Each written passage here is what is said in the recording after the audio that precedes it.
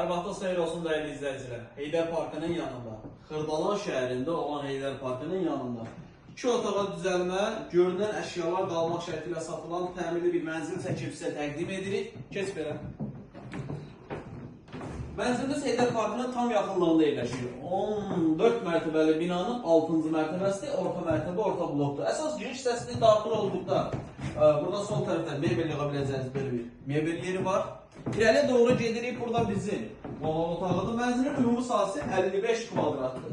55 kvadrat 93 bin manata və nağd formada satılır. Deməli, mətbəx hissəsidir. Mətbəx hazırdır burada. Mətbəxdən də eyvana çıxış var, yataq otağından da eyvana çıxış var. İstər sistemi kombinir, su, qaz, işıqlı daimi şəkildə istifadə olunur.